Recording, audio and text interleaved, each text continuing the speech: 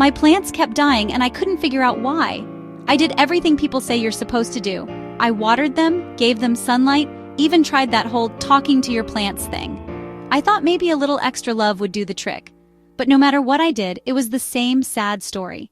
They'd look okay for a while, then suddenly leaves would droop, some would turn yellow, the stems got soft, and before I knew it, I had another dead plant on my hands. At one point, I actually thought, maybe I'm cursed with a black thumb, maybe plants and I just aren't meant to be. But here's the thing, it wasn't bad luck. It wasn't even that I didn't care. It was because I didn't know this one crucial thing that almost nobody tells you when you start taking care of plants. And once I learned it, it changed everything. Like seriously, if you've ever wondered why your plants keep dying, this is the missing piece. See, most of us think plants are super simple. Give them water, give them sun, maybe throw in some fertilizer, and boom, you're set. That's what I thought too. But what nobody tells you is that plants don't die from lack of love. They die from being misunderstood. And the most common way we misunderstand them is watering. Yep, plain old watering. But not just too much or too little. The real problem is timing. Here's what I used to do. I had a schedule. Every 3 days, I'd line up my plants and give them all a nice drink. Sounds responsible, right? The problem was, that schedule worked for some of them. But for others, it was basically a death sentence. Because plants don't all drink the same way. Some like their soil to dry out almost completely before they get water again. Others like a little more consistent moisture. So when you treat all your plants the same, you're not being helpful. You're actually slowly killing some while helping others. And the worst part is, plants don't send you obvious signals right away. They don't scream for help, they suffer in silence. A plant can look totally fine one day, maybe just a little droopy or a leaf turning yellow, and you think, oh, it just needs more water. But that's the trap. You see yellow and droopy, so you water again. But if the soil is already wet, what you're really doing is drowning the roots. Here's the kicker. Roots don't just need water, they need oxygen. If the soil stays soggy all the time, the roots can't breathe. They basically suffocate. That's what root rot is. It's not some mystery disease. It's literally your plant drowning slowly underground while you're busy pouring in more water thinking you're helping. And that's exactly what kept happening to me. I didn't realize I was smothering my plants with care, and by the time I figured it out, it was too late for most of them. Here's the truth I wish someone told me on day one. It's not really about watering the plant, it's about watering the soil. That's the part I didn't get. The soil is basically the plant's whole world. It's like the difference between handing someone a glass of water versus giving them clean air, a safe house, and food at the same time. If the soil can't breathe, if it can't drain, if it's not balanced, the plant doesn't stand a chance. So the real secret isn't watering more or watering less. It's about checking the soil before you do anything. And this is the simplest trick ever. Stick your finger into the dirt, about an inch deep. If it feels dry, then yes, water your plant. If it feels damp, leave it alone. Don't follow a calendar. Don't just assume. That one small habit, checking first instead of guessing, will save you from killing more plants than any other tip out there. Now let's talk about pots, because this one was another silent killer in my home. I used to pick pots based on how cute they looked. You know the ones. Bright colors, sleek ceramics, trendy shapes. I'd see them in stores and think, my plant is going to look so good in that.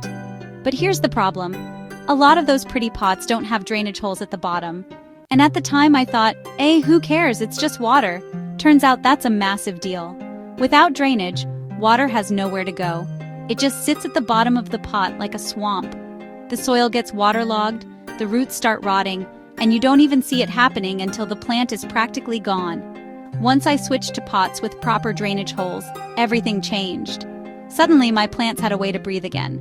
They weren't sitting in dirty bathwater 24/7. They actually had a chance to thrive.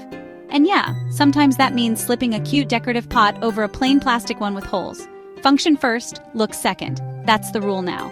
And here's another thing nobody told me. Sunlight isn't always what it seems. Just because your plant is near a window doesn't mean it's getting enough of the light it needs. Some windows filter out the strongest rays. Some face the wrong direction altogether. I had a plant sitting right next to a window for months. I thought it was happy because, hey, sunlight. But in reality, it was starving. Plants don't just need any light. They need the right kind of light. Once I figured that out and moved it closer, or added a grow light, it perked up like it had been waiting its whole life for that moment. And this is the part that blew my mind. Plants actually talk to you. Not literally, of course, but with signals. Droopy leaves, crispy edges, yellow tips. These are like text messages from your plant. The tricky part is, we misread them all the time. A droopy plant doesn't always mean it's thirsty. It could mean the roots are drowning. Yellow leaves don't always mean you didn't water enough. It might mean you watered too much. And the only way to really know is to check the soil. That's your translator. That's how you figure out what your plant is actually saying. Once I started checking the soil before reacting, I stopped guessing. I started listening. And when I listened, my plants responded. They grew faster, looked healthier, and suddenly, I wasn't losing them anymore. That's when I realized, keeping plants alive isn't about luck or having a green thumb. It's about paying attention. And when you finally get that, it feels like unlocking a cheat code you wish you knew from the start. Okay, so let's say your plant already looks half dead.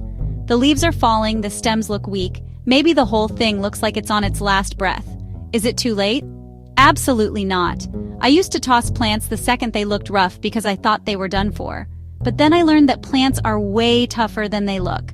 With the right steps, you can bring back something that looks like a lost cause. The very first thing you need to do is take it out of its pot. Don't just keep staring at the sad leaves on top, because the real story is happening underneath. The roots will tell you everything you need to know. Healthy roots are firm, white or light-colored, and they feel strong when you touch them. Unhealthy roots are brown, black, mushy, and sometimes even smell bad. If you see those rotten roots, don't panic. That's the part you can fix. Grab a clean pair of scissors or shears and cut away the dead parts. Don't be afraid you're not hurting your plant. You're basically performing surgery, cutting off what's poisoning it so the healthy roots can keep going. Think of it like trimming split ends from hair. It helps the healthy part thrive. Once you've cleaned it up, your plant already has a better chance of bouncing back. Now, repot it, but not in the same old soil it came from. That soil is probably soggy and full of bacteria that caused the problem in the first place. Get fresh, well-draining soil, something that lets water flow through easily, but still holds a little moisture. Put the plant in a pot with proper drainage holes, fill it up, and give it one light watering. And this part is important. Don't drown it trying to make up for lost time. A weak plant can't handle too much water at once. It needs time to recover. From there, patience is your best friend. Don't expect overnight miracles. Some plants will bounce back fast with new growth in a week or two. Others take a month to really show signs of recovery. But trust me, if you give it the right environment, you'll start to see life come back. A new leaf, a firmer stem, even just a little green peeking through. That's your plant saying thank you. Here's the mindset shift that really changed things for me. Stop thinking of plants as just decoration. They're living roommates in your space. And just like people, each one has its own personality. Some are thirsty, some aren't. Some love direct sun, some hide from it. When you start noticing their quirks instead of treating them all the same, taking care of them stops being a guessing game. It becomes second nature. And the reward? Oh, it's the best feeling. The moment you see a plant you thought was gone push out a fresh green leaf, it feels like magic. You realize you didn't just save something, you gave it another chance at life.